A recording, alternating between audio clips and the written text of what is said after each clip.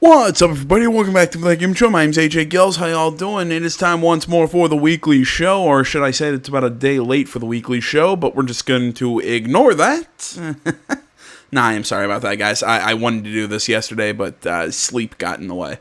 Yeah, I know, that pesky thing. Too bad I can't be like an actual robot and be able to record all day when I'm not working, but oh, well, it is what it is. I've got 3 pieces of gameplay that we're going to be taking a look at today. The first one being Dying Light 2, obviously was mentioned in the title.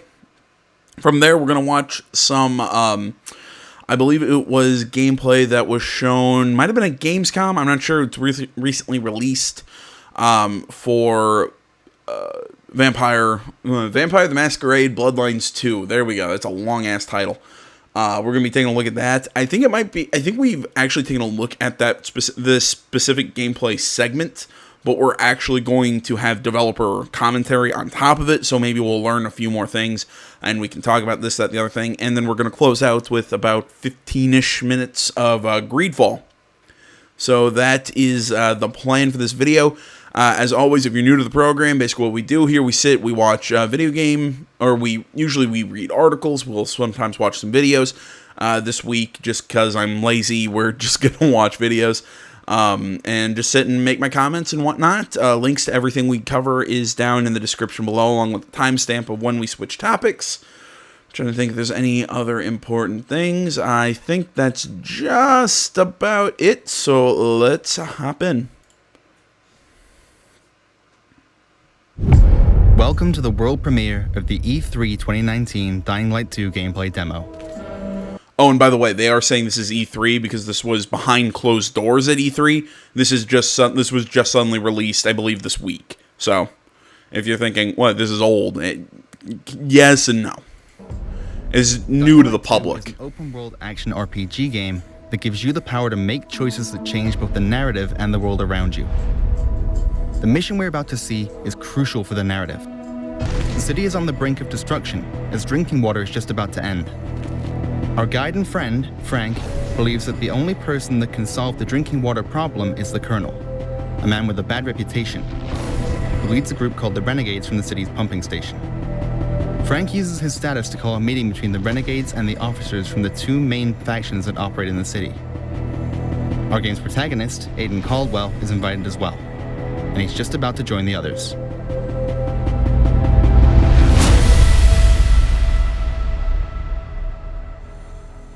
Alright, you know what, I'm glad our character has a name and everything, because from what I've seen since now, I haven't actually heard our character talk. So it's nice to know that we're actually a character, again, like Kyle Crane.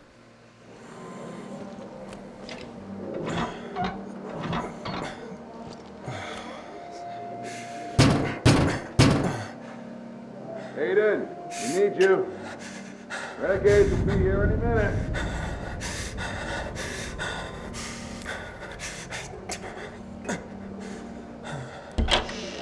Clearly, we're infected.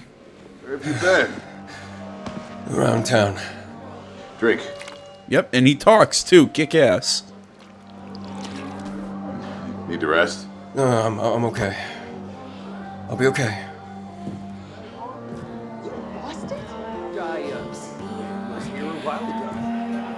It was a good ass. What nice to see you. Betting on you. Hello, Aiden.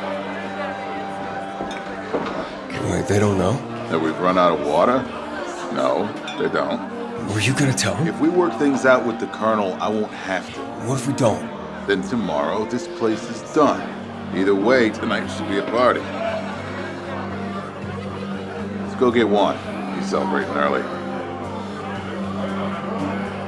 Cheers to you, Aiden! Alright, one, our main character's voice is really familiar to me. I know it, I just can't place it. 2, I like the look of the base or whatever, because I'm assuming this is kind of like our base or our stronghold or whatever right now. I'm just trying to figure out exactly, or not, not figure out, I'm sorry, I just brought a thought that just kind of popped in my head out for a second. I'll get into that in a second. But I like that it actually looks livelier. Like, it actually looks like there's a society in here than what we saw in Dying Light. Because in the first game, really, the tower that we were in with Brecken's group at the very beginning of the game was really empty. Not empty necessarily, but it was mostly just people just sitting around on the sides of the door. Like, they didn't talk much. They just kind of, everybody just sat in the same place or whatever. Like, I'm kind of hoping that there's more life and everybody's moving around a little bit more. Maybe it's just the fact that maybe what we're seeing right now is just because it's the sequence, or that it's a tighter space, so everybody's a little more compacted. But either way, I like the look and the feel of this little survivor hole more than I did the tower and everything else in the original Dying Light. And clearly these little question marks, I'm going to guess, are interactable characters. It probably will pick up quests and everything. I mean, he did mention this in action RPG.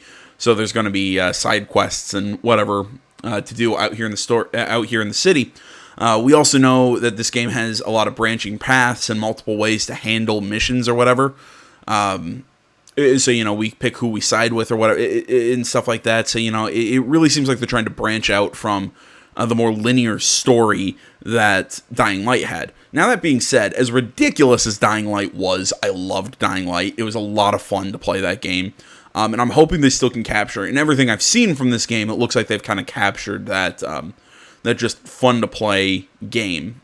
I'm just hoping everything's a little tighter, a little sharper. And again, from what I've seen, it looks like they've been able to accomplish that. Now, onto what the thought that kind of popped into my head. Does anybody know from the lore, because I can't remember if this has ever been covered, but how long after the Haran incident from the original game this takes place? Because from what I remember, the entire world itself hadn't just fallen into chaos. And from what I also know, I believe this takes place in a different city. So is this just a different city that's going through an outbreak? Has basically all the world governments fallen?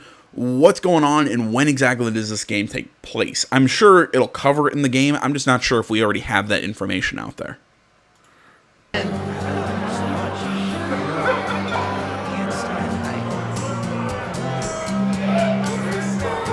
Where's the big guy? Is he late? Or is he just a dick? Matt's upstairs, waiting. You know this blows. Lola's last show, and here I am, going to grovel with the butcher.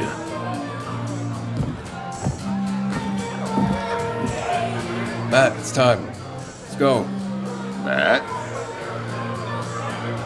I'm drinking. This is why we're screwed. How's this fuckhead gonna get along with anyone? Enough! Look, fellas, either the Colonel turns on his gold-plated taps, or we're all dead. So seeing as he's graciously agreed to talk, we're gonna dress up real nice and go to his island on our very best behavior. Now move your ass, Matt. Only if I can kick here. Off to the slaughter.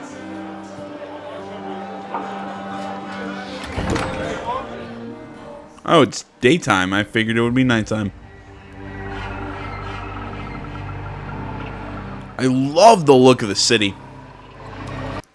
I've brought this up before in other games, but I really love when you can create sort of this modern city and how to put it. You can create a modern city. I'm going to go back just a couple seconds. I kind of want to watch that reveal again.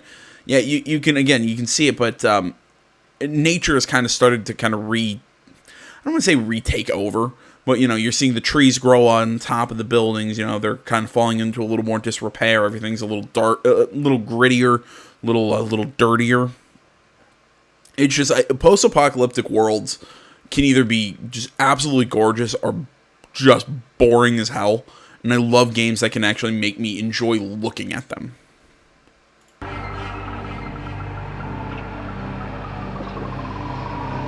Also like these weird lampposts. Or light poles, whatever the fuck you want to call them. We're in the central part of the city, so-called District 2.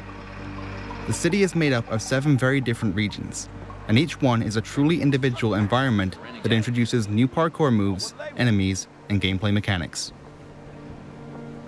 Aiden! What, are you not going? There's a lot of them down there.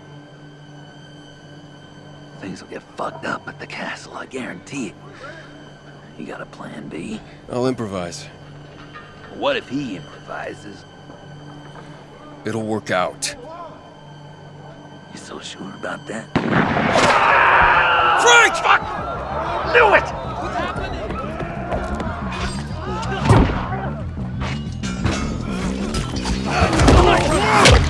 Oh! Weapon modding makes a comeback in Dying Light 2. We have a modded weapon, so now, let's find a good moment to use it.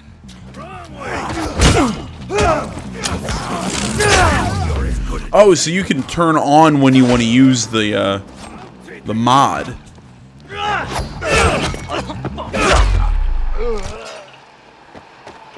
Stay with me, Frank. You get after those fuckers. I'll look after him. What happened? What happened? Those fucking renegades shot him. Where were you?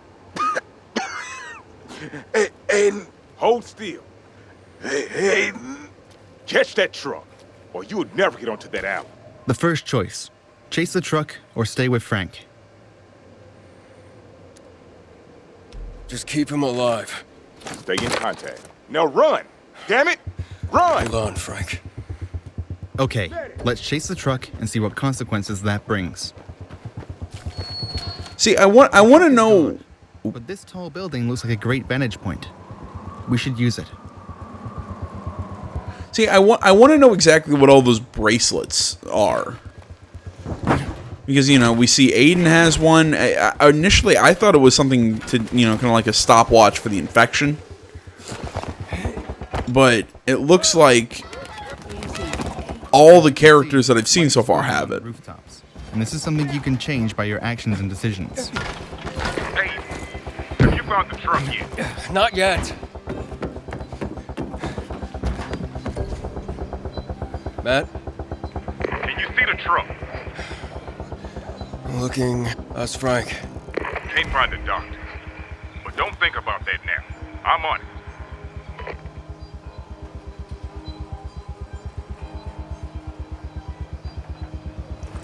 That's the Renegade's truck. I have it.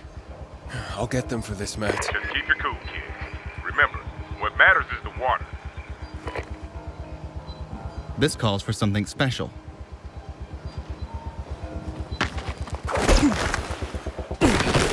Oh, cool. Oh, shit.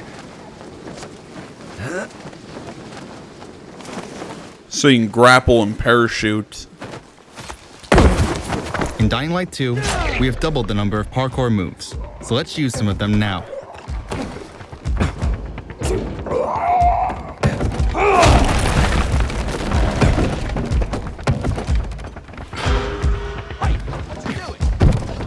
We're working here.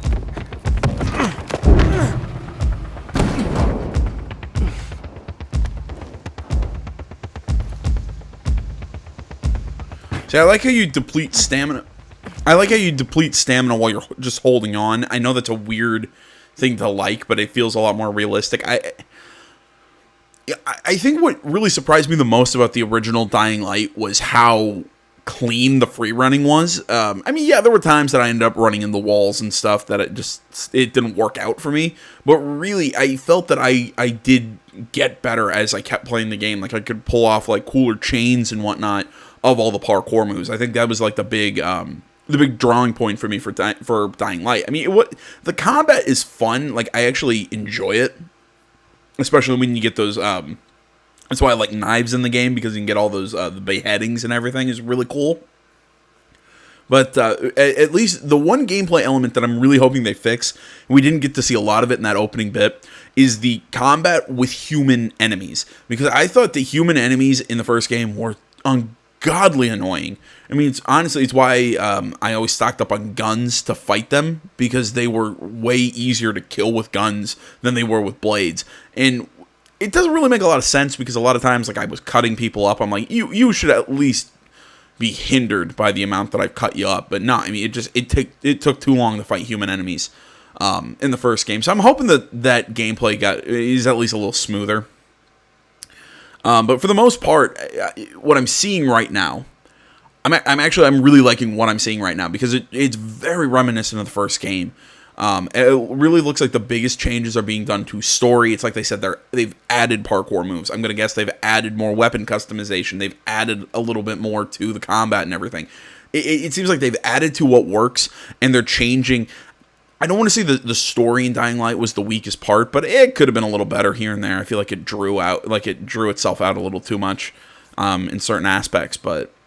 And I know I'm kind of ranting and going into like a lot of different directions at once right now, but it's just this. I just have so much running through my mind when I see a vertical slice like this. Again, it's just part of me wants to say it's the same, part of me wants to say it's changed. It really does look like they've kept the core of what drew me to Dying Light. I'll put it that way.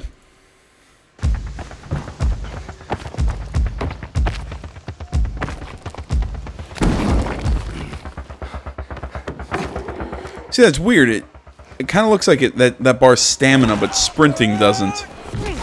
Oh, that's awesome. It looks like sprinting doesn't actually take away your stamina.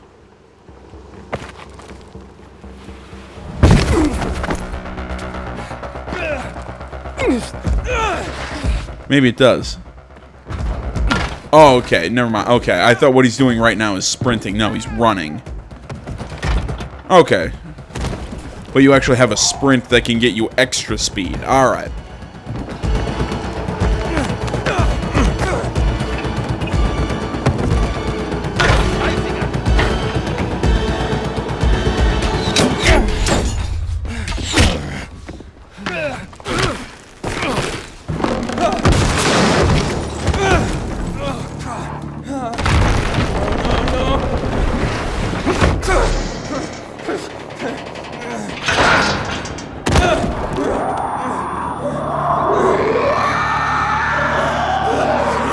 Hello. We're deep inside a dark zone. Let's run away quickly because the infection will kill us. UV flashlight, very strong, but needs to be aimed.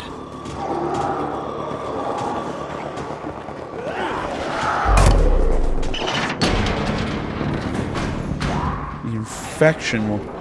So he's too close. So is it that he's too close to the infection? Come on. Our stamina level seems to be too low to open it.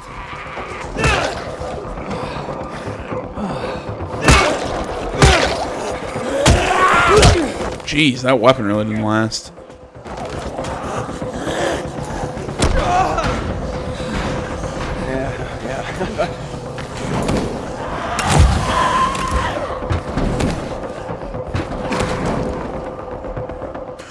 Oh, that's what the... Okay. Oh, so it's immunity. Okay.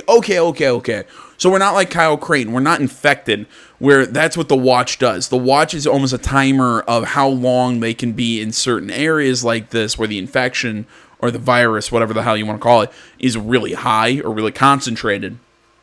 And that's how much immunity they have to it, or how long they can be in this area. I'm going to guess there's probably some cool loot, or there's something in here that makes running into this area worth it. I don't know. It's just a guess. Infection progresses. Our biomarker is turning red.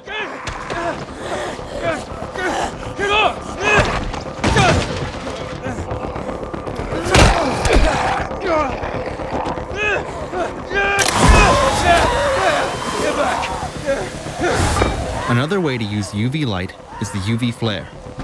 It covers a big area, but lasts only for a few seconds. Oh, it looks like his immunity went up. Not sure how that worked.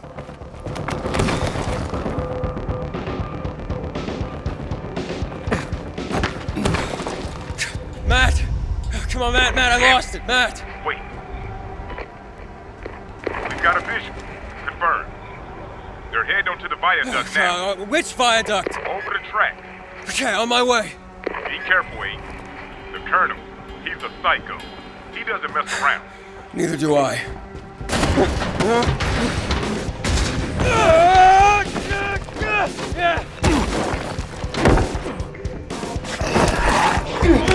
Yeah, again, I can't peg Aiden's voice. Part of me thinks he sounds kind of Nolan Northy.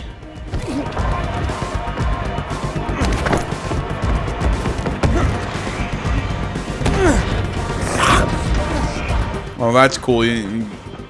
I really like how the chaining of actions looks in this game.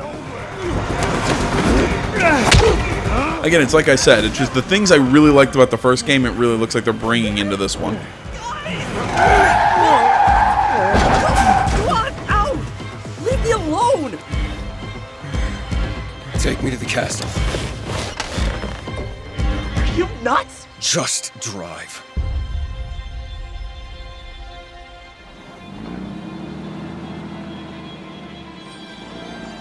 I was doing nothing, man. Just chilling. And bam, suddenly everyone's clawing at each other like fucking rats.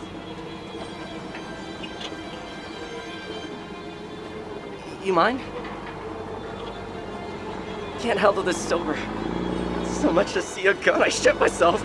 It's like a disability, you know? This one time I saw this guy knife 2 dudes in the metro, straight up stabbed them, then pulled out a grenade. How much longer? It was a fucking grenade, man. I thought it was dead. Why did you shoot Frank? I didn't shoot nobody. Must have been some kind of fuck up, man. Was he your friend? Of course he fucking was. You gonna kill me? Steve, pick up your fucking stoner. Say everything is fine. I'm here, you bitches. Where the hell you been, right? Coming in. Yeah, he's on his. I mean, everything's fine. Just don't screw up the code, and someone will finally get to shoot you.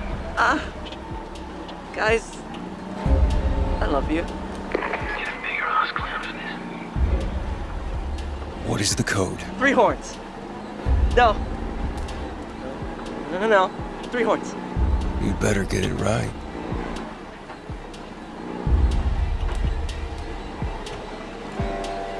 You know, I touched on it in the very beginning, but now it looks like I really like the non-linear quest lines.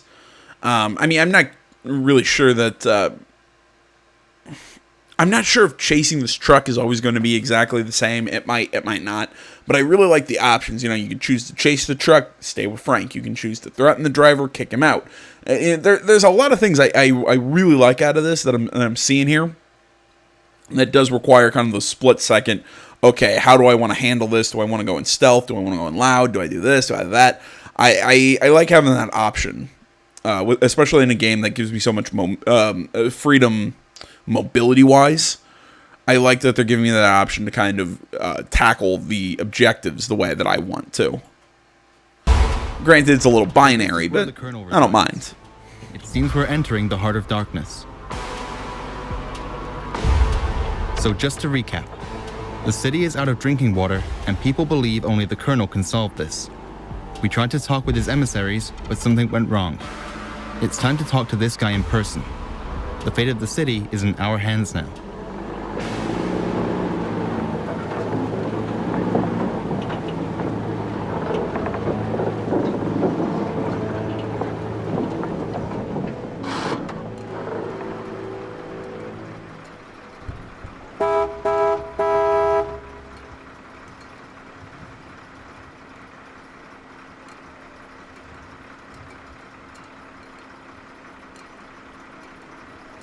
What's wrong?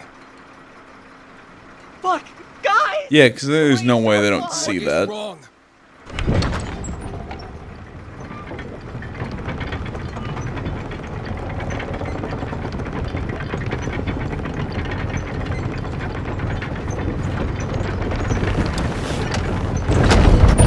Yeah, because there's no way they could see you. Steve. Without him and the code, getting in would be much more difficult.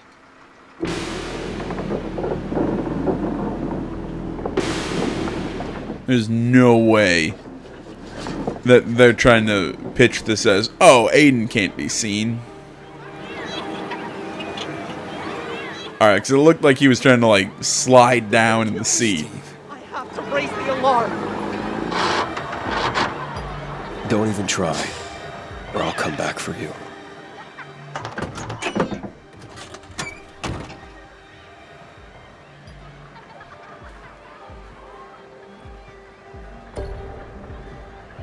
Oh no, they are trying to pitch it as nobody saw Aiden get into the base. Really? Alright.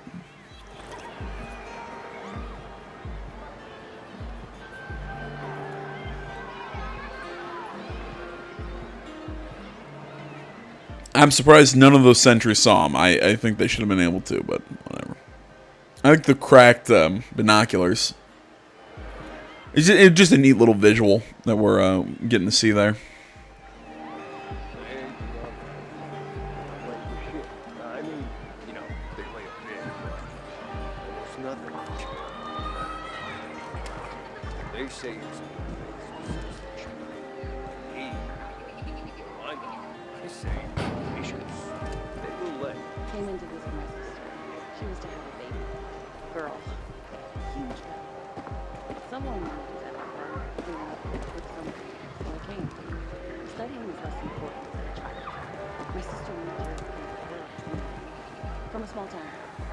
Probably then she's in the hospital. I'm also liking how stealth is actually an option in this game. Really, in the first one, there wasn't a lot you could do stealth-wise.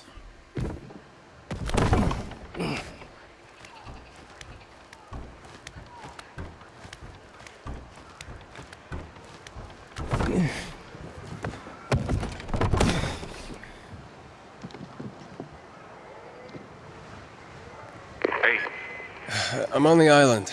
What's with the butcher thing? All I see is regular people. Huh. You know, I should talk to the colonel. The time for talk is over. Frank's dead.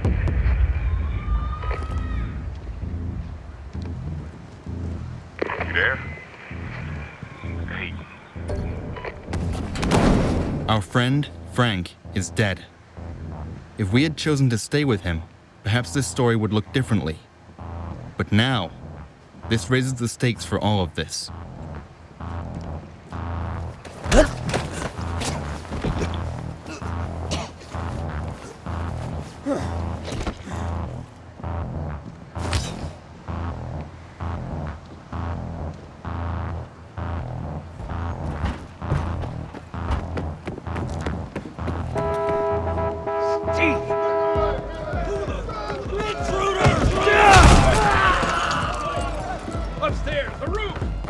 I thought that guy just knew where Aiden was. Like, as soon as that alarm went off, he just turned and... Oh, okay. I immediately know where Aiden is.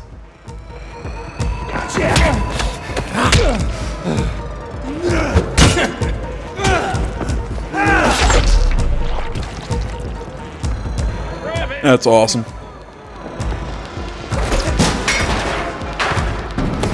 Oh, cool. You can climb into vents. He's in the vent!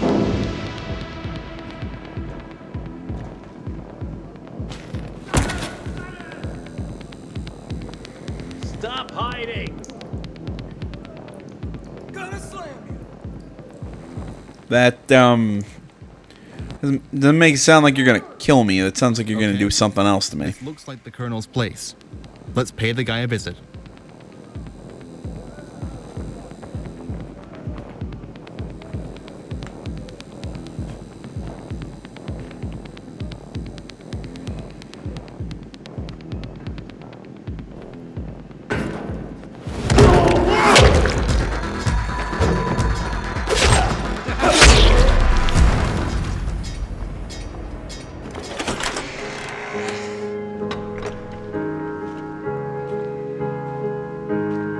Where is he?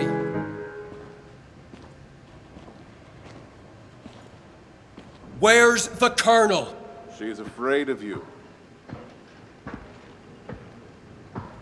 Play, Anna. There's nothing to fear. So you've come to kill me, have you? I've come to turn on the pumps. I won't let you do that. Where's Frank? He's dead. Dead? How? Your man shot him. Wait, Sam. You saw it happen? You saw my man shoot? Oh, Matt did. Matt? I sent 5 men. Where are they? Hey, what's happening? We Oh. can count bodies later. The city's waiting for water. Stop. Water? You can't turn on the water from here. They played us, don't you understand? Don't listen to him. Turn on the pump. You do know what he wants, right? He wants you to kill me, open the doors, and let his butchers in. You want water for the city? I know how to get it, but you've got to trust me. For fuck's sake, he killed Frank. The Colonel looks like he knows what he's talking about, but can we trust him? On the other hand, we really need that drinking water, and we need it today. I'm turning on those pumps. What a pity.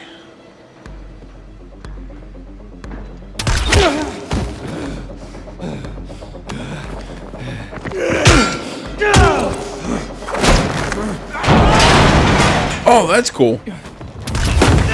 You can also use the, I'm trying to think what to call New it. dying light tool. The Scorpio. It's a devastating ranged weapon that basically one-shots your enemies. You are as good as dead. Oh, cool, and you also use it as a club. Run this motherfucker! The grappling hook can also be used during combat and combined with other moves. Yeah, I saw that when you pulled that barrel on top of him. That was cool. I like how you can use it as an actual, you can use it offensively, not just as part of traversal. Yeah, maybe you shouldn't block that guy. Maybe you should, you know, dodge it.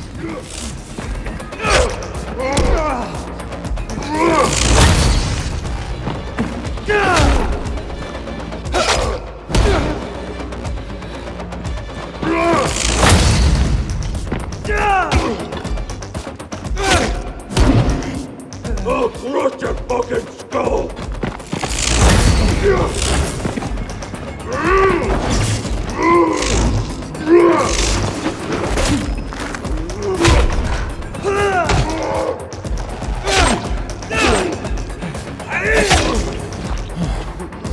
See, this guy can understand being tougher than the others just because he's wearing the armor. But I like how it looks like all the other enemies are actually, with your blades and everything, are actually fairly human. I'm alive, but the Colonel's getting away. Fuck him. The water's what matters. It's like I said earlier. The people you fought, the human enemies that you fought in the first game never felt human to me. Just the amount of punishment and cuts they could take. It just, didn't feel right. On the pumps. Each pump should have its own valve. Fine.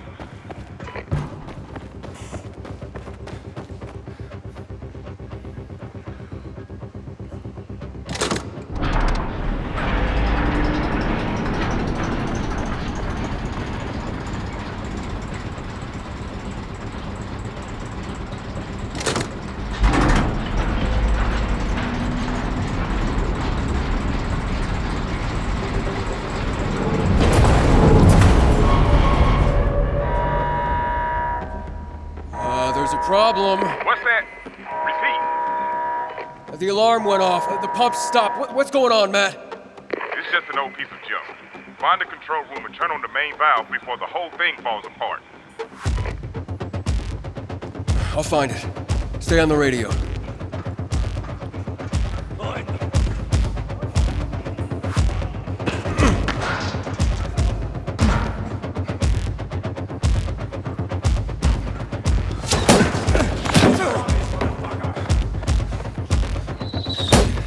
You know, I'm sitting here thinking, I like how the choices that we've made in this so far they're not just about what we're doing in the mission.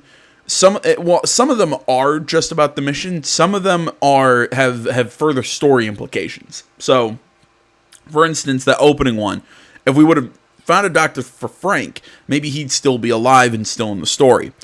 But you know, what about that Sam guy who drove the car? Really, probably not a super important story decision, but, you know, if we would have kicked him out, we couldn't have maybe snuck into the base, but we were able to sneak into the base, but then we had the option to either to threaten him or convince him to stay quiet. Well, we weren't able to, you know, threatening him was obviously not going to keep him quiet for long. Maybe if we convinced him, he would have stayed quiet longer or maybe even a shorter amount of time. That affects gameplay, not necessarily story. And now that choice with the Colonel affected both gameplay and story. I guess it's similar to the Frank decision. It changed what we were doing here, because then we had to get into that fight. But if we trusted the Colonel, we wouldn't have had that fight, and it would have been a different story implication. Again, I like how the choices all have different kinds of consequences as well. You just don't know which one does what until you do it. I like that idea. It really makes you think about the different decisions you have to make through the game. Okay, I'm in the control room. Good. The main valve should be somewhere there. Frank would be proud of you. Woody?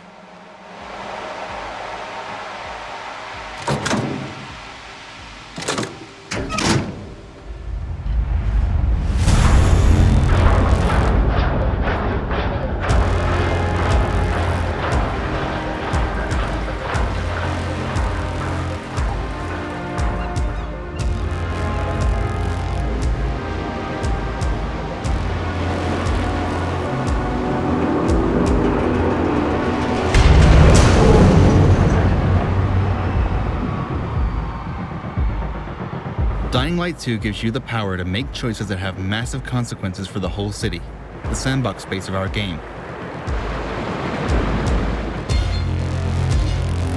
Turning on the pumps reveals a huge open-world region for you to explore, with new mechanics, quests, and things to find.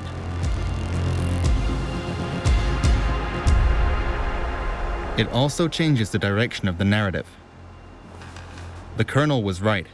There really was a plot against him.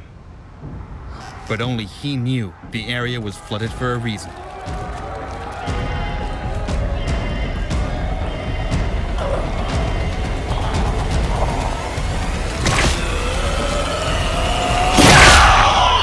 Oh, that's awesome. Oh. Thank you for watching the demo of Dying Light 2. That's cool. I really like that. It's new zombies. There's a new threat. And there's a new area. But again, I like how they're doing this. I like how these choices are. I don't want to say, oh, well, these choices are important and they aren't in other games. But I think a lot of other games, it's just you're making. The decisions have consequences. It's just generally the who lives, who dies sort of aspect. This one actually looks like they have massive gameplay implications, massive story implications. More than just who lives and who dies. More than just, like what maybe companion you have. No, this actually looks like, siding with a different faction really means something. Like this, opening up this new gameplay area with new items and quests and everything brings in a new threat as well. I like this idea. I'm really enjoying what I'm seeing out of Dying Light 2. Again, it's like they're taking the best parts of Dying Light and adding to it. I'm really excited for this, and I can't. 2020's already got some really cool games already slated for it, and this is one of them. I might have been kind of quiet on this game up until now. I'm like, yeah, kind of like let me see more, but that this sold me. I am in. Alright guys, we're going to move on and take a look at some Vampire. Alright guys, we're going to move on now. As I said at the end of the last video, we're going to be taking a look at Vampire the Masquerade Bloodlines 2. This is the E3 or Gamescom demo. We actually have developer commentary on top of this. Like I said, I think we've already looked at this gameplay chunk. I think this has already been released, but we didn't have any commentary or anything on top of it. So we're probably going to have some new information here. Howdy everyone, I'm Knorr. I'm the live marketing producer here at Paradox, but more importantly, with me I have... I'm Kai Clooney. I'm the creative director at Hardsuit Labs. Some of you might have seen recordings of this demo before. We showed it at E3, but you've only seen video and you didn't get that much commentary. So we thought we'd give you the full demo experience with Kai as a bonus. And Kai, you're going to explain to us what's actually going on. I'm going to try. Okay, let's see how this goes. So this is the point where we choose our thin blood discipline. We have the 3 Chiropteran is bat-based. Mentalism is more of kind of telekinesis. And nebulation, which we're choosing, is your ability to turn into a mist, which has a number of implications, both for traversal, for combat, but we'll get into those. I think the bat option is the best one. Of course, this is a demo. We're about around 2 hours in if you play quickly. What's happened at this point? Who are we? So at this point, you've learned a little bit. You know that you're a thin blood vampire. You were created in an event called the Mass Embrace, which is kind of akin to a vampire terrorist attack. There were a number of different vampires made. You are the only one who has been identified by the vampire community. And right now, you kind of very much need to find some kind of safety by aligning yourself with one of the factions in the city. It turns out there's lots of things going on in Seattle. There are many factions to keep track of. Yes. And you need to be in with one of them if you want to survive. Yes, it is very much a political viper's nest. Character whose apartment you're in right now, Dominic, he was another one of the Thin Bloods. He was a journalist. He was investigating the Mass Embrace, and he was unfortunately killed right before this. And so he is effectively the player 2 weeks in the future. He knew things you didn't know, and so you're kind of learning that through the conspiracy board and the things that he's put together. And I guess that adds... Sorry if it's a little quiet. I'll try and not talk over the people, as I generally do. I'm just saying I'm taking a look at it. There's not much I can do unless I want to mess with my settings on my software, and I'm not a fan of doing that. Another, layer of haste to the fact that Dominic knew all of this 2 weeks ago, and he died anyways. I need to solve something. Yeah, you are very much not in a safe place. And right outside is Pioneer Square. And I know that people that have gone to Seattle and know of this place, they're like, this looks like Pioneer Square. It does. It very much does. This right here that we're looking at is the pergola.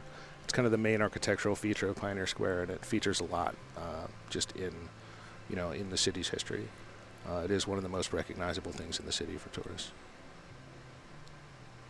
Because at this point, if we'd played the game, we'd be able to talk to several different factions. Yeah. But for the sake of this demo, we're going to the atrium to talk to one of the factions. Yeah.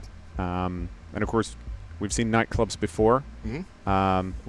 In Bloodlines. So it's nice to see that they make a return in Bloodlines 2. We do still have nightclubs in Bloodlines 2. There are a few of them. One important thing that is for players of the first game is probably that yes, that dance is in there. Actually, the original dance. This is one of our animators who we mocapped, emulating the original dance. He is actually a master of a number of dances, so there are options, and we have video of all of it. I love that they kept that in there. I mean, Bloodlines is such a weird... The first Bloodlines, if you haven't, I heavily suggest going to check out a Let's Play of it. There's a few YouTubers who have done playthroughs for Vampire the Masquerade. I'm trying to think which ones I really know. Was it DanQ? I'm not 100% sure which one, because I follow a few Let's Players. I'm trying to remember which ones have done Vampire Masquerade Bloodlines Let's Plays, but either way, of the ones I've seen, the game's really unique, especially with the Unity engine. I mean, it's a little wonky. I mean, the graphics really are dated by now, but the game was buggy as hell. As far as I know, a lot of it got patched through mods and whatnot, but underneath all the, like I said, some of the stuff that I think would keep people out, like I said, the visuals, the bugs, if some other things, there was actually a really good RPG underneath that game that I think a lot of people didn't play. I'm not planning on doing a Let's Play for the original Masquerade. Actually, I think I have it. I'm not sure if I think I bought it on the cheap once. It's just with everything else I've got going on, I'm not planning on doing a Vampire the Masquerade Bloodlines, because again, it's from what I've heard, it's clunky, it's kind of hard. I feel like it might just frustrate me if I try and do it on camera. But I know I'm really talking up the first game when I'm trying to actually talk up the first game. But no, from what I've seen of that first game, it is really a cool RPG that really tried to bring in the tabletop aspect of the game. And stuff like that dance and all that I think it kind of became a meme, and it's quirky, but I'm really glad that they're not shying away of saying, okay, really, that first game was kind of goofy at times, and we're going to keep this. I know there was a point to whatever I was talking about, and I got way off of that point and was just talking up the first game, but No, I'm like I said, I'm glad there's like little callbacks to that. That hey, yes, this is going to be a more modern game. This is going to be a lot more modern visuals, but there's still going to be some goofy shit in it. I'm just hoping everything runs a little smoother. Well, not just with the not just with the frame rate, but even when you saw the character go through that door, it looked like he was just like running through it for a quick second. I'm thinking because this is still early gameplay. Yeah, it's a pre-alpha build that a lot of that stuff gets smoothed out. Because the game doesn't look bad. Way through the club, you'll see the VIP section right here. We are definitely not cool enough for that yet because we're still a thin blood, but we'll get back to that. Hello, darling. So this is Elif. Elif is one of the representatives of one of the factions in the city. You've met her before. She's basically told you that she may have work for you in the future, and now she has some things for you to take care of. So let's see what she has to say then.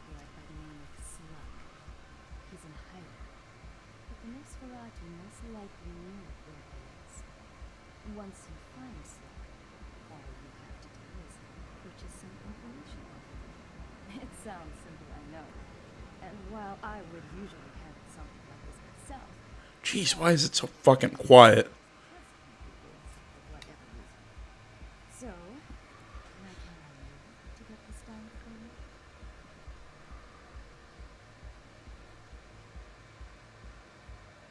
Good. Here's the money. So I think one of the reasons why Slug doesn't trust Elif is because she is incredibly manipulative. Well, my experience with vampire generally is that when a vampire elder asks you to do something, you're better off doing it because the idea of not doing it is probably a lot worse for you. Especially if you're a thin blood. Exactly. Correct me if I'm wrong here, but at this point of the game, and we saw that in some of the dialogue choices, we could have been slightly more dismissive. Slightly, yes. There are still a number of options of factions that you can interact with. So you do still kind of have a bit of choice in here, and you haven't committed to anyone yet. In this case, we just basically told her we would give it a shot. And we got some information from her. Apparently, the Nosferatu might know where Slug is, so I think that's where we're headed right now. Mm-hmm. And I think at this point, do we already know where the Nosferatu hang out? So the Nosferatu are in the Seattle Underground, and this is where you meet up with them. But it's closed. It is closed. How are we ever going to get inside? If only we were okay with criminal behavior. So yes, in a lot of cases you will have other options on how to enter spaces and all that sort of thing. So we do have lockpicking. Luckily you're in a blind spot, which is sort of, it's an area that is outside of the Masquerade. You can definitely get away with a lot of other things, both criminal and vampire, in blind spots. Like opening the cash register and stealing everything. Always open the cash register. So we're about to meet Samuel. Samuel is one of my favorite characters. He is a Nosferatu. He was kind of middle management in the early 80s technology boom, and he's never really quite grown past that in terms of clothing. I assume your handlers have sent you to find our smelly friend. I like his face. No, they weren't. I can help. You can find Slug under the freeway, a bit south of the square in a place the locals call the jungle. He's smart enough to hide among the homeless down there, but not quite smart enough to do it well. You'll find the entrance near King Street Station, but you'll want to watch yourself. Slug is a coward, but he survived this long on his own, so he's bound to be a handful. He's also not the only one you'll need to look out for. Lots of unsavory animals in the jungle.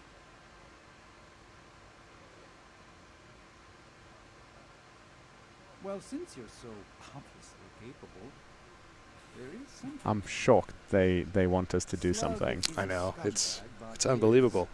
So among other things, the Nosferatu are very much the information brokers of the vampire world. They live underground, you never know quite where they are, and they see things that no one else sees. And they pay attention to pretty much everything. So they value information more than most of the other clans. do this for us, and no one needs to know. And also, you'll notice that We'll they're let you asking keep you if anything you you can can return promise. Slug to them. One thing about the If you need, Nosferatu is we they can float a little tale they are upstairs, definitely the verifying most that community-oriented Slug of all the never different is vampire inside of clans. assault. You know, they all know that they're kind of all in it together. They don't really have a whole lot of options outside of themselves and outside of the information that they traffic in. Fuck that, I'm not risking that for you.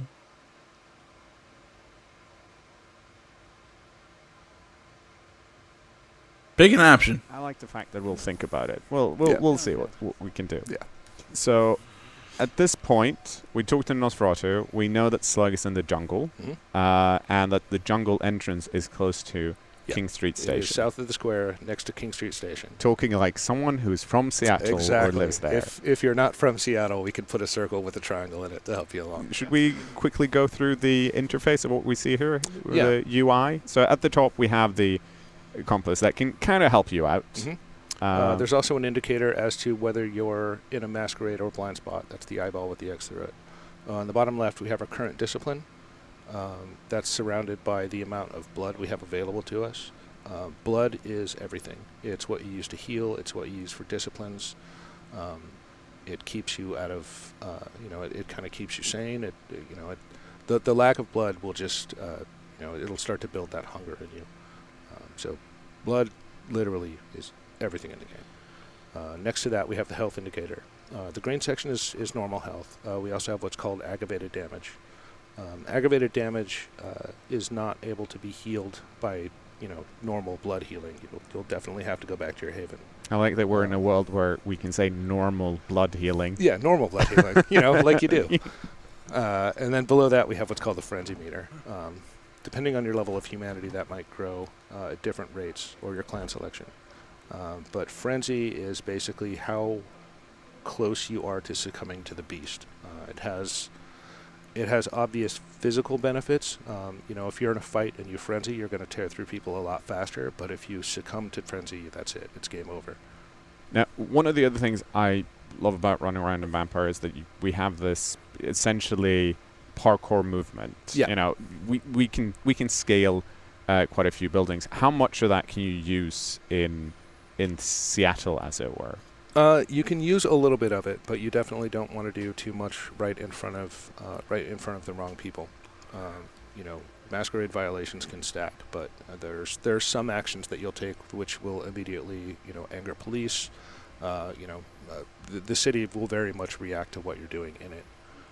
As far as the movement itself, one of the things we wanted to establish very early was the idea of a core vampire competency, I guess. You're not just a person who uses blood. You move faster, you hit harder, you can dash very quickly, you can climb up 2 stories, you definitely have this whole suite of physical abilities at your disposal that normal humans wouldn't have. And that was something that was really important to us, was to get the point across that you are superhuman from the get-go. I guess that also kind of influenced how you design certain areas, right? Now that you're no longer bound to, oh no, everyone has to go in through this building, through the front door, you can go in through the second-story window. That opens up the world quite a bit. Exactly, and that's something we really want players to embrace. Is you should be looking at the world as a vampire and not as a person. A front door isn't always a front door, and a second-story window is sometimes a front door. I think, because, of course, like I said, I don't know much about Seattle, but I can see that we have finally found the King Street Station. The just real quick. I mean, I like what they're doing here. How they're really trying to push this whole you are a vampire, you are superhuman. It was something that I didn't really get out of the first game from what I've seen. And really, and I think the reason for that, it was entirely just limitation based on the software and just limitation on assets at the time, was that they just couldn't give you those options in this game. But I really like they're opening up, because even without those options of traversal and everything, there were still plenty of ways that you could handle situations in the first game. So I'm really liking how in this one they're still giving they're even widening the amount of options that you have by throwing in traversal in there. And I'm sure you can talk your way through things, and you can do this, you can do that. maybe I'm being too nice to this game. Maybe I'm just like, oh yeah, this is a really cool idea, you know. But in all honesty, it might be mediocre. But it's just, I have a soft spot in my heart for this game that just kind of, in for RPGs like this, it really has me interested. This isn't something like Cyberpunk where it's just like, oh my god, I want it fucking now. But it definitely has my eye, and I really am excited to play it when it comes out. Yeah. If that makes sense. The marker at the compass didn't lie, but it also means that you could, in theory, play without the compass, in the sense that they told you it was near King Street Station. Here's King Street Station. Yeah, and that is one thing we really try to do is the compass marker is there if you need it, but we do want players the ability to sort of explore the world and definitely find new things, including quests. You might walk through the world and find someone to talk to, and they might give you something to do. And even though the sidewalk's closed, we don't care about that. No, we don't care. We're a creature of the night. The jaywalking is still strongly discouraged. Well, can you get hit by cars? And so now we get to kind of some of the more seedier, quiet, covered parts. I mean, clearly, if they straight away are like, hang on, you shouldn't be here. And we're like, well, you shouldn't be here either. So. Yeah. So that was Skewer. That's one of our thaumaturgy powers. And I guess we should mention, like we said at the start, this is a demo. Both Thaumaturgy and Potence, I think, is the one this character is running with. You wouldn't necessarily have those full blood powers at this point in the game. No, at this point you would really still be limited to thin blood powers. Once you join a full clan, then you have the ability to get some of the more powerful disciplines. But like you said, it is a demo, and we wanted to show some things off and let you know kind of what your power levels will be later. If I remember correctly, thaumaturgy is basically blood magic. Well, he seems suspicious. We should probably go after him. It's the specialty of, I believe they're called the Tremere. Of course, he's not going to stand still for us, unfortunately. So even this space right here affords you quite a few options. Nebulation, generally speaking, you're looking for moving air. Mentalism, you're going to be looking for things that are blocking or things that can be picked up and moved to kind of open up new routes. And then Corruptor, and you're looking for gaps, places where you couldn't normally jump but that you might be able to glide across. Since we're using Nebulation, we're going to be kind of looking around for HVAC systems, moving air, fans, and that sort of thing. Because, of course, Slug, being the horrible, thin blood that he is, he locked a gate. He did. So we have to find him. It's rude. Very rude. But luckily, there's a fan here. Oh, cool. So you can actually use your senses to see it. Entry and exit points of the Nebulation fan. That's cool.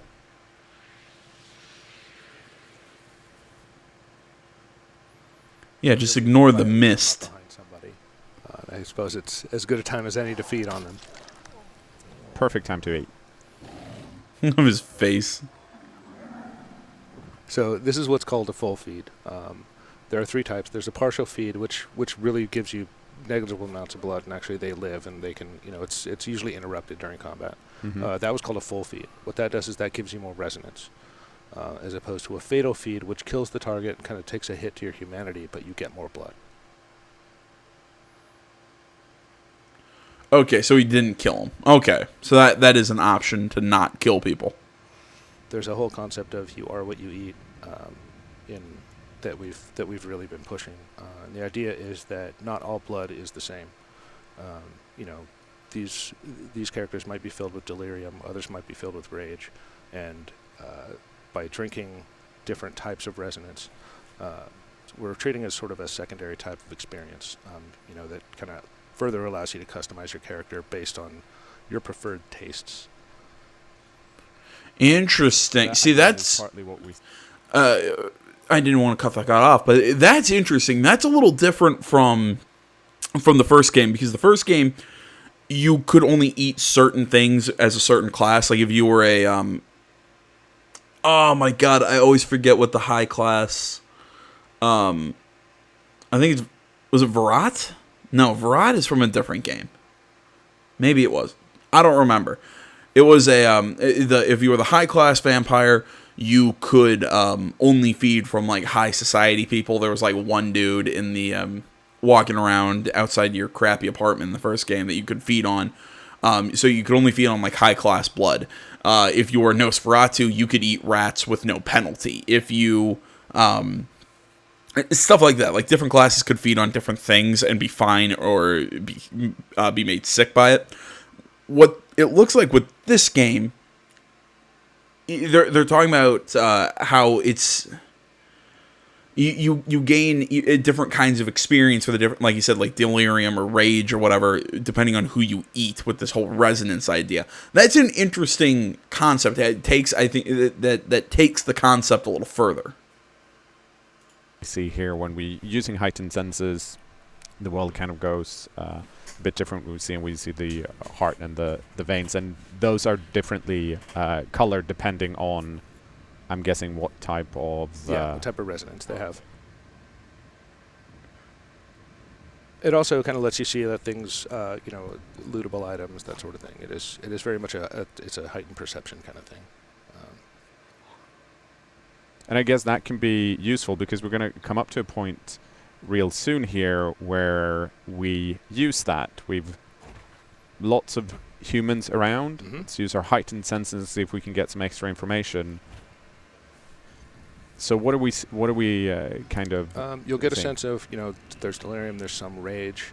Yeah. So red is rage. Yes, red is rage. In the case of Lurk, we have lots of rage. Yes. That is a very angry dude. And Lurk would be that character in front of us that we don't necessarily know about. Okay. But we played the demo, so he looks like a Lurk. He looks like a Lurk, and also we need to find a way through his building.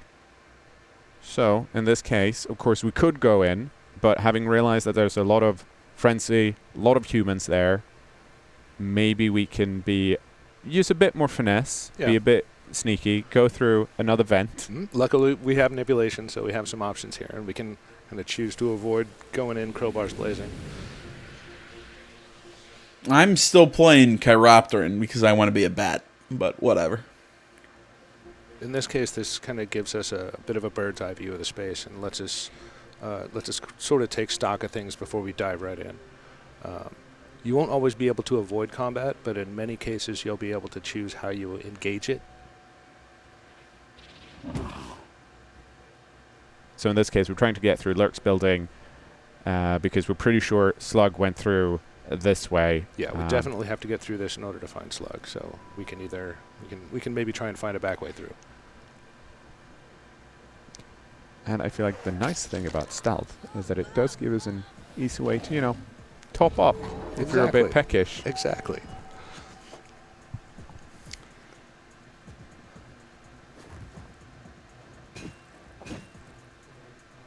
And you always have the option of just smashing people in the face with crowbars. Because we've come up against humans so far, and they're not that big a threat. No, humans don't pose much of a challenge, even to a thin-blood vampire. When you get into the vampire races, or the vampire types, and even other thin-bloods, they get a little more challenging. But humans are basically... as a thin blood, humans are very little challenge. As a full blood, humans are effectively health packs. We picked ourselves up a shotgun, which of course there are other weapons than the crowbar available in game. We also looted a bunch of items. What can we do with those sweet wallets? So wallets and debit cards and that sort of thing, and bags of whatever. Really nice pen. Yeah, really nice pens can be sold to Dale, who's your next door neighbor. He is kind of the shut-in vampire who lives next door. He will buy things from you. He will sell things to you. He will kind of act as your kind of guide from a distance to the world of darkness, but he does not want to get involved with any of it. Sorry. Give me a second to fix that. Okay, sorry about that. Well, at least now we know my computer's virus-free. This is kind of the part of the jungle where people don't go. Yum, yum, yum, yum, yum, yum, yum, yum, yum. Even for the jungle.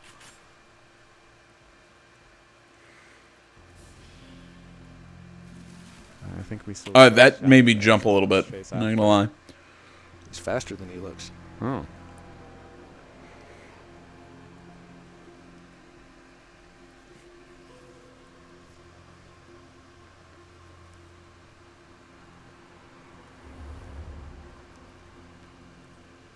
That was cool.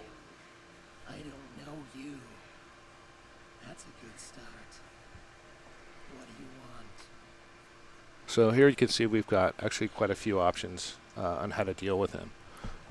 You know, some of these will come from disciplines you have available. Some of these will be points you put into abilities. Some of them will just be based on your build or your clan.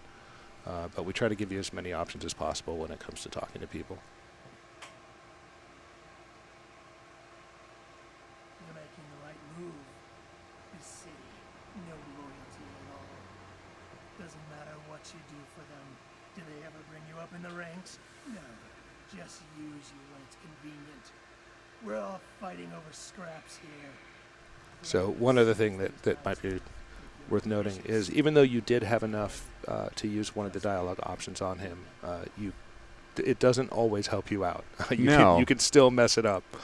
So the dialogue options are definitely not always a win button. So you do need to kind of follow up on your choices. No, because that's usually what happens, right? When I come up to dialogue option, I'm like, I have the skill for this. Exactly. Let's pick that straight away. Yeah. That's not. You're saying that that's not necessarily always. It's not. It's not always a win.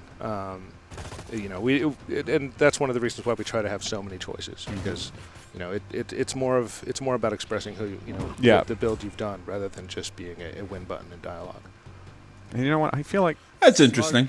Reminds me of someone, especially when it comes to the voice. Yes, that is the voice of one Brian Metsuda, who is if you don't know, he is the lead writer on the game. It might make it harder for you to deal with Slug.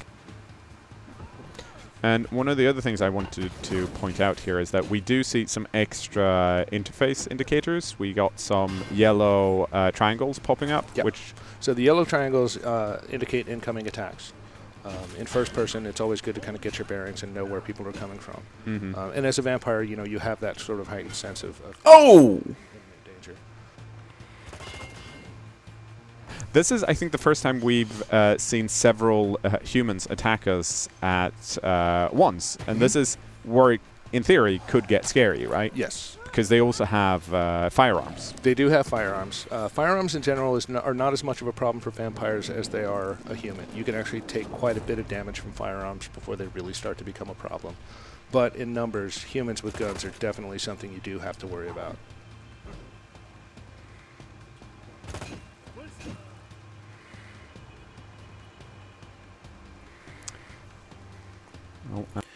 I mean, again, I'm curious to see if some of the stuff, you know, like smooths out by the time, you know, the full release comes out. But again, I kind of doesn't look bad. I mean, I've seen worse. I do like that that critical, you know, guy's stunned on the ground. He just beat him to death with a crowbar. That's really cool. Well, yeah, it's like I said. I mean, Common doesn't look bad. I mean, it just looks. It looks unpolished, which again I think a whole pre-alpha build thing might explain. But I do want to kind of go back. I do like what they had to mention about the fact that just because you have the skill for something doesn't mean it's useful in the situation. I like that idea. I like the fact that it's not that simply, oh, hey, I have the speech option. Okay, this was just the win all button, like they said. I like that idea. And taking care of his human friend brings out Slug, I guess. And now we're left to deal with Slug. So Slug is a thin blood, so he's definitely a little more dangerous than your typical human. You and he are about on the same level power-wise, so this is a fairly significant fight for this early in the game. And I like the fact that you both essentially, none of you are trying to firearms because you realize who the other person is. Exactly, but a good way to finish Slug off, as you saw, was the Fist of Cain, which is one of the Potent's powers. Fist of Cain is a single punch that does a large amount of damage, more than your typical punch.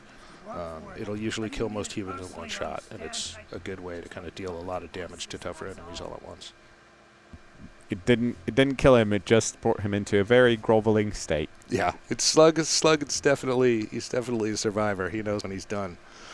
So he's gonna try and talk his way out of it.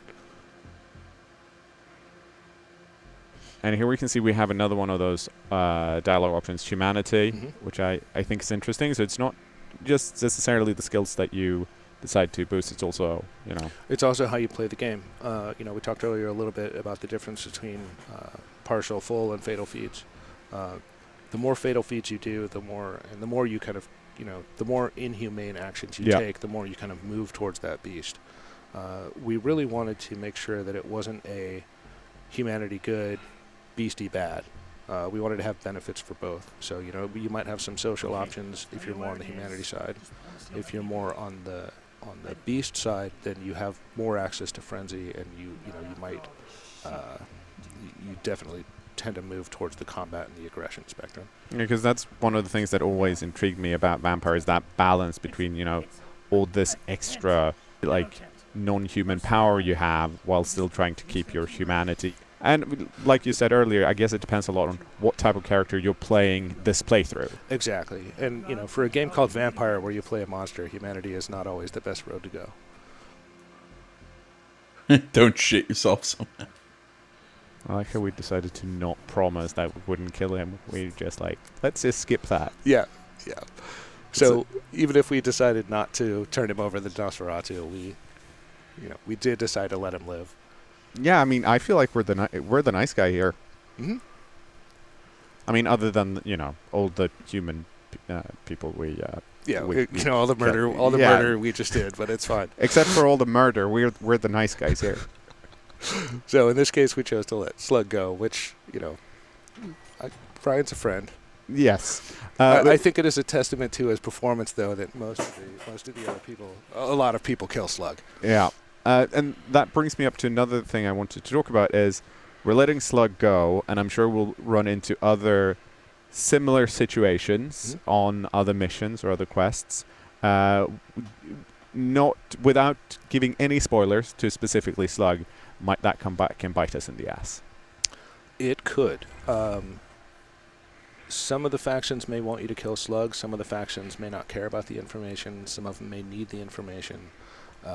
You still have all these actions available to you, whether or not it's what they asked you to do.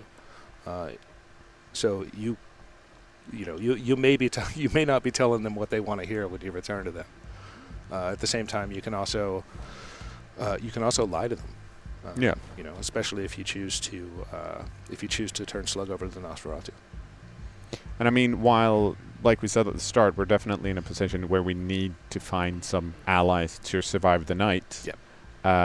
We're also not really allied to anyone but ourselves at this point. At this point, you are still very much a free agent, but you really want to not make these vampires angry, unless you want to make these vampires angry. But as we can see from the dialogue choices here, we don't necessarily need to tell her that we have the data. Mm-hmm. Yep, we do have the option to tell her otherwise. Yeah. Maybe there are some other faction that we don't have in this demo that might be interested in knowing about that data. Possibly. Who knows? We will. Early 2020. That's why I'm in marketing. And again, I mean, it's always early 2020. God damn, 2020's already got a good slate of games. No, again, I'm really curious to see more and more of this game as we get closer to launch. I really do hope we get to see some actual alpha and beta builds, just to see if the game really kind of smooths out. But as far as the framework goes, I really do like the amount of options we have in this game and everything. I know I'm using general RPG sort of talk here to describe this, but I like the general RPG formula, so I'm really looking forward to this game. So anyway, let's move on to our final video. Let's take a look at GreedFall. All right, guys, before we hop into here, I'm trying to think what all I want to say about GreedFall. Just I really love everything I've seen out of this game. I like the last Spiders game, the Technomancer. I had some issues with it, but overall I enjoyed the game. And this one just looks like it took the Technomancer, and it's got a bigger budget. It looks a lot smoother. I love the setting, the concept. everything about it. I really like what Spiders has done really with their RPGs. It really looks like they've I've said this before. It's like they've tried to take the BioWare sort of formula that they had for their games for a while, and really are trying to expand on it and do their, not necessarily do their own thing with it, but really just try and improve on it. So I've really had this game in my sights for a long time. I think it looks really cool. So we're going to take a look at about 13 minutes of gameplay, and there is developer commentary on top of it. So. Hello everyone and welcome to GreedFall, the latest RPG from Spiders Studio. Today we're showing you an extended walkthrough to give a better idea of GreedFall's moment-to-moment gameplay. What we're showing here is taken from an in-development, non-final preview build. A few hours into the game, we've tried to avoid any major story spoilers. Really, they mention like a preview build or whatever, and the game comes out next week. This was released recently, or this week, as far as I'm able to tell. At least that's when this video dropped. But yeah, the game comes out next Tuesday, I believe, along with Gears 5, and I can't wait.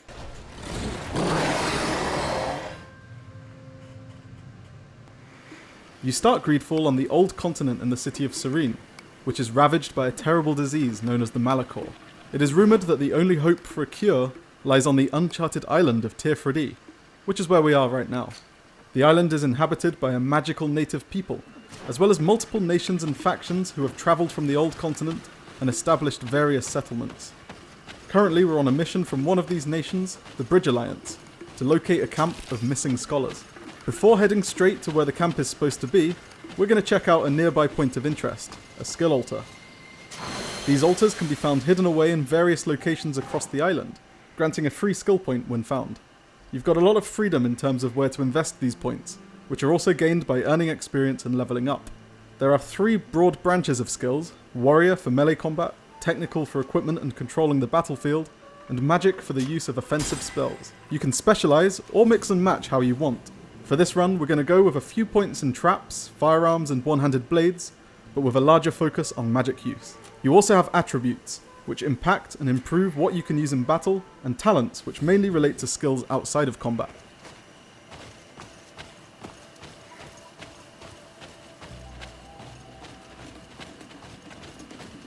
Time of day just shifted. Exploration can be more dangerous at night, as hostile foes show themselves.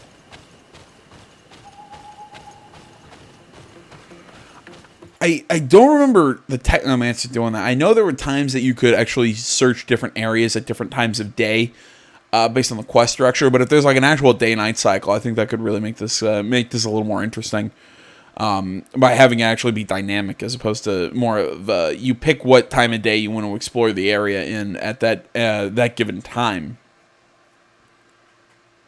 And, also, I've always kind of wondered what that spot on the character's face is down near their chin. Until he mentioned that plague. And also, I mean, this plague also gives us another idea of what the motivation of, because again, this game deals with themes of colonization and everything. It gives us more of an idea of why we've come to, I believe they're called Tirfredi. Tirfredi is the name of the city. I could be incorrect there on the mispronunciation, but whatever. But it gives us an explanation, an even greater reasoning of just, oh no, we're just an empire expanding. No, there's a reason we came to this island. But beyond that, I've always wondered what that spot on the character's face was. That it looks green almost. So I'm gonna guess that we're infected by whatever this plague is. So there's a personal reason for it as well.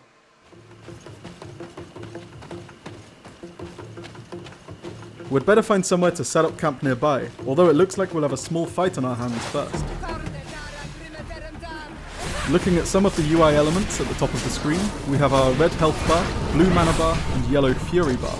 Casting magic depletes our mana pretty quickly, which is why it's beneficial to put a few skill points into equipping melee weapons.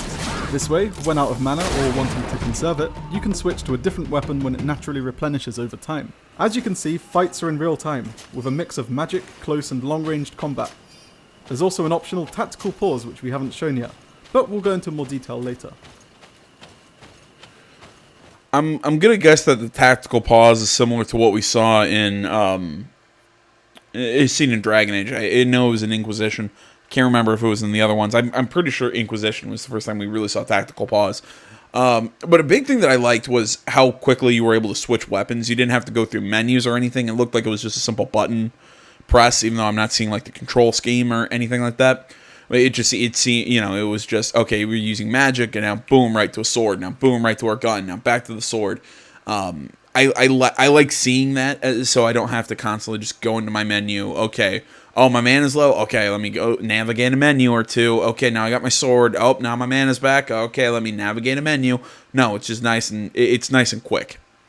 Hotkeys. There we go.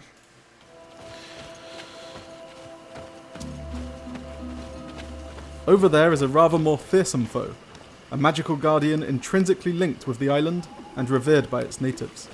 For the sake of showing off some more combat, we can try taking it on in a fight. But first, let's set up camp just around the corner.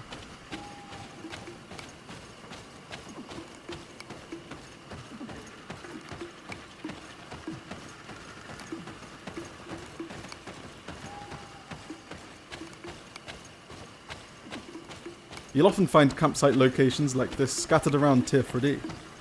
Campsites aren't just used for resting.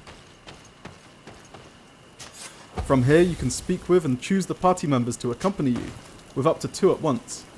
Let's stick with Kurt and Siora for now. Workbenches are available at any campsite. From here you can craft items such as consumables and equipment. You can also upgrade and customize your existing weapons and armor. For example, we can change the look of this doublet by altering the shoulders, strap, and breastplate. As shown on the right, this also alters the stats, meaning you can really dig deep into the configuration of you and your party.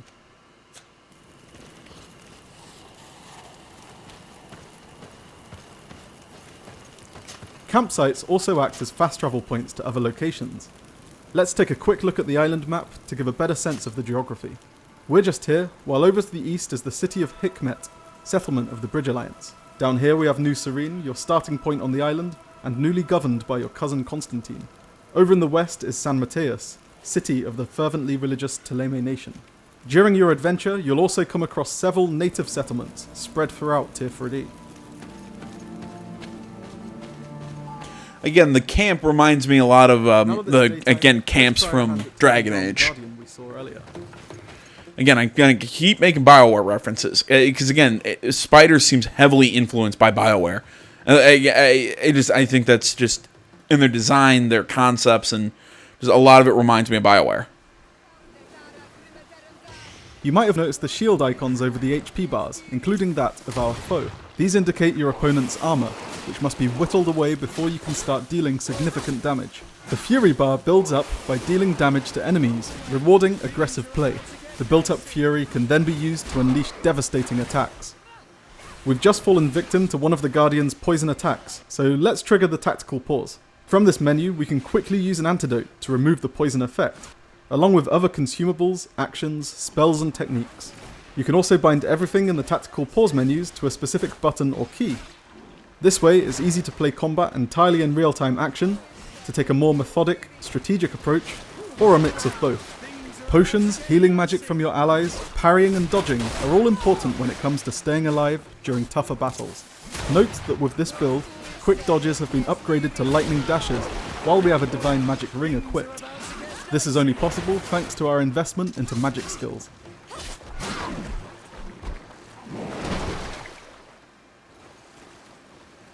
We've managed to bring the Guardian down, and we get trophies. Armor and key, it looks like a mercenary of the Coinguard Guild was a recent victim. You know, I'm also seeing some elements of The Witcher in a weird way. I'm not sure how that. We'll jump ahead a bit. I'm not sure how that trophy's gonna work or that. But it just like the points of interest and that key thing just kind of reminded me of The Witcher.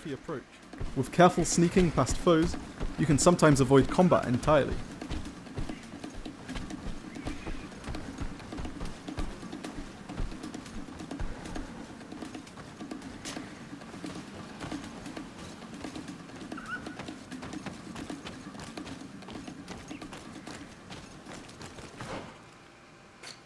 Looks like the potential campsite is just up ahead.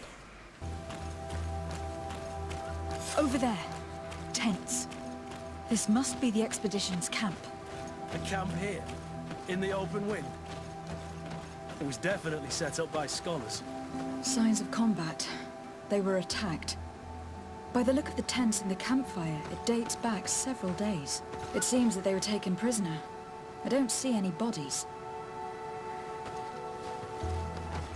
This looks like scientific equipment. This must be the Lost Expedition's campsite. No weapon leaves this sort of marking. Perhaps they're wielding magic. Yes. It is the art of the Donegada. One of the Valley clans was here. Would you know which one? One who fights against the invasion of the peoples from your island. I can be sure of nothing more. Why would they attack scholars? They are not warriors. They come here as conquerors. This is enough. But they were not killed. Warriors would have been. Okay, you want to stop being a little you want to stop being that vague? I feel like you have there's something else. Sketches of flora and fauna. There is no doubt. We are definitely on the trail of the Lost Expedition. It seems that one of the team kept a distance from the others. Let's see what we can discover. A trail of blood. That cannot be good. Follow it. It sounds like there might be another tent nearby. Perhaps we can find more answers by following this blood trail. But first, we've got another fight on our hands. More blood. We are on the right path. Keep going.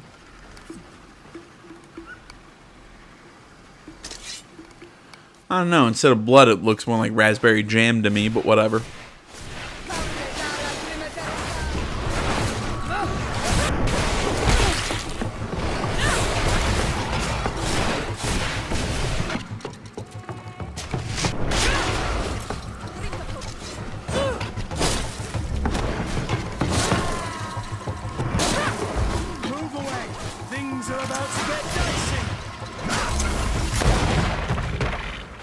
You can see here the advantage of having skill points across more than one branch.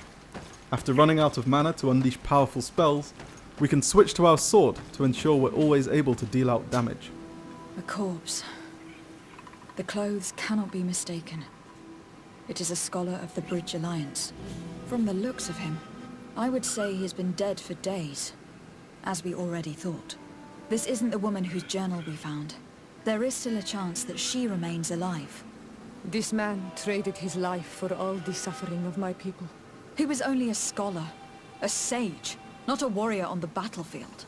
Do you think my people see a difference when bridgemen steal our people from their beds? From who do you think all the clans hide dead children? This man was unarmed. And from the position of his body, I would say he was fleeing. It is not honor that motivates them. Maybe it was vengeance. I'll search the body. We might find something to help us understand.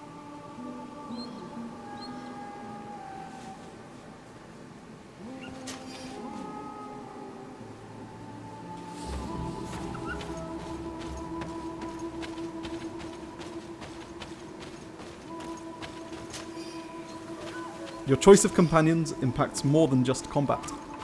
They'll often intervene in discussions and speak out while investigating, so it's worth considering who might be useful or detrimental to any given situation. Here is the isolated camp mentioned in the journal. Everything is in order, but the inhabitants are no longer here. Its position would have allowed them to escape the attack. Isolated. Discreet. Perfect visibility. Great choice. Fortunately, we have the key from the dead scholar, but if we had high enough lockpicking, that would have also been an option.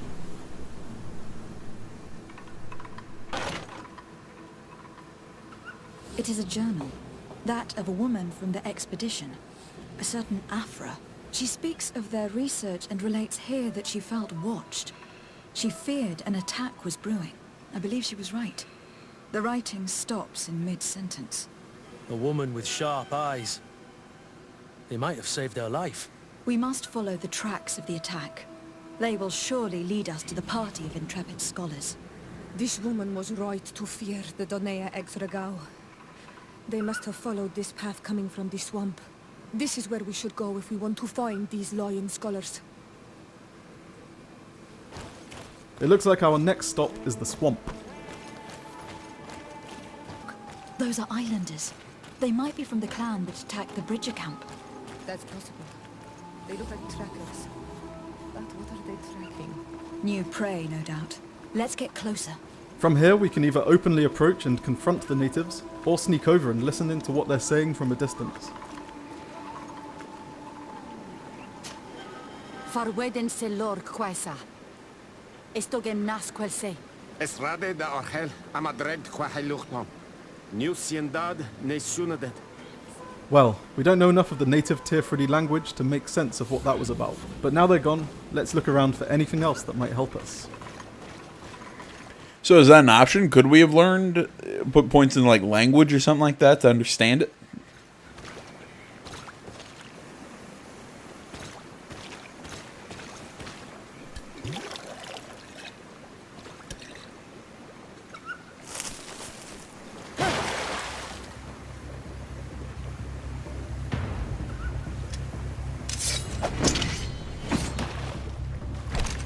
I'm not here to kill you.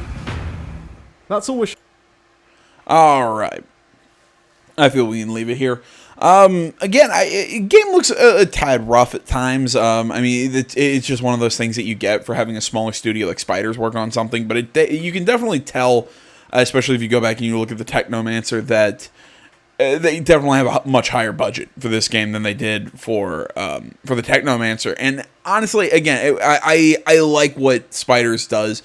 I like what they're shooting for with this game. I think it looks great. I'm super interested, and like I said, comes out next Tuesday.